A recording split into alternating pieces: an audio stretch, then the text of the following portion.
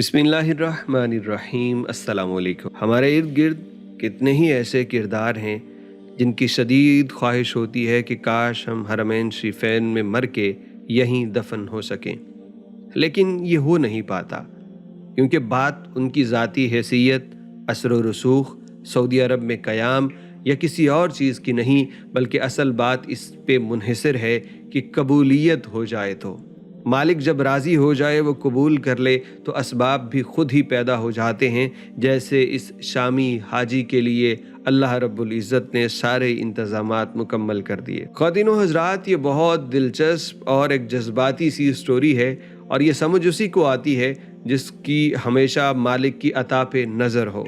मालिक जब अपने बंदे पे फजल और करम कर दे तो फिर ये असबाब की दुनिया में सारे नक्शे खुद ब खुद पूरे होते चले जाते हैं। इस बंदे की कहानी आपको सुनाएं, आप हैरान रहेंगे कि पैदा कहाँ पे हुआ, फिर कहाँ गया, और आखिरकार इसका निज़ाम कहाँ पे आके ख़त्म हुआ और इसको दफन कहाँ नसीब हुई। ये कहानी है गाजी जासिम की। जासिम शाम में पैदा हुआ, वहीं बड़ा हुआ, लेकिन फिर शाम में बदतरीन खाना जंगी की वजह से हालात इस कदर ख़राब हुए कि अपना मुल्क छोड़ना पड़ा। दूसरे लोगों की तरह ये भी घर से निकले और कई लोग बेचारे समुंदर की लहरों की नज़र हो गए, लेकिन गाजी जासिम, इसकी ज़िंदगी अल्लाह ने लिखी थी और ये किसी तरह बचते बचाते कामयाबी के साथ यूरोप पहुंच गया। जर्मनी में इसको पनाह मिली और ये वहाँ पे बिल्कुल कामयाबी के साथ रह रहा था, किसी किस्म का कोई मसला नहीं था। लेकिन गाजी जासिम के दिल में एक ख्वाहिश बड़ी देर से थी, और वो ये कि मैं काश कभी साइकिल पे हरमैन शरीफैन का सफ़र करूं और फिर मुझे वहीं दफन होना भी नसीब हो। अब गाजी जासिम अपने घर से ये निकला है, लेकिन वो नहीं जानता कि अल्लाह रब्बुल इज़्ज़त उस पे इस कदर मेहरबान हो चुके हैं कि उसकी इस ख्वाहिश को पूरा करने के असबाब मुकम्मल हो चुके हैं। इधर गाजी जासिम जर्मनी से अपना सफ़र शुरू करते हैं और तकरीबन 2.5 महीने के बाद वो सऊदी अरब पहुंच जाते हैं। यहाँ साइकिल चलाते हुए वो बिल्कुल फिट थे और पूरे रास्ते में कोई तकलीफ़ बीमारी उनके करीब भी न थी, और वो इसी उम्मीद के साथ कि अब मैं जाके उम्रा करूँगा, एहराम बांधा और यूं मक्का मुकरमा की हुदूद में दाखिल हो गए। लेकिन कुदरत के निज़ाम देखिए साहिब, कि मालिक फ़रिश्तों की ड्यूटी लगा देता है कि मेरे बंदे की ख्वाहिश को फ़ौरन सही वक्त पे कबूल कर लो।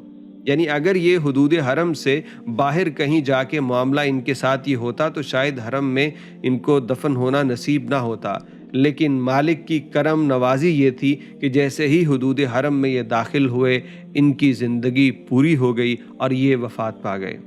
गालिब गुमान यही है कि हरकत कल्ब बंद हो गई होगी, इसलिए इनकी मौत हो गई है, लेकिन ये बिल्कुल सेहतमंद थे।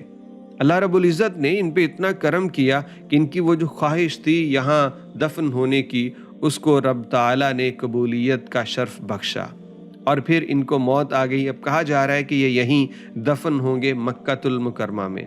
आप ज़रा अंदाज़ा कीजिए इस शख्स की किस्मत का कि कहाँ पैदा, फिर कहाँ सफ़र हुआ, और जिस जगह पहुँचा वहाँ की रिहाइश, वहाँ की पनाह लेने के लिए लोग अपना दीन तक बदल देते हैं, जान पे खेल जाते हैं, समुंदर में डूब जाते हैं, लेकिन इसके बावजूद इसको वहाँ करार न मिला और इसने कहा कि मैंने ज़रूर अल्लाह रब्बुल इज़्ज़त का घर देखना है। और वो ख्वाहिश जो यहाँ दफन होने की, वो सारे का सारा निज़ाम इसकी ख्वाहिशात की तकमील का चल रहा था।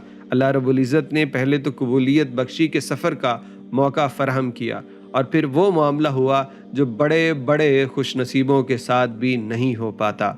आपने अपने इर्द गिर्द ऐसी अमवात का जिक्र भी सुन रखा होगा कि बंदा मक्का या मदीना के करीब फौत हुआ, अगर थोड़ी मेहनत करते तो उम्मीद थी कि इसको जन्नतुल बकी में या मक्का मुकरमा में दफन नसीब हो जाता, लेकिन बच्चे कहते हैं कि मेरे बाबा को वापस भेजो। कोई और कानूनी मसला होता है, कहते हैं कि हम तदफीन अपने मुल्क में चाहते हैं और उसको वापस भेज दिया जाता है।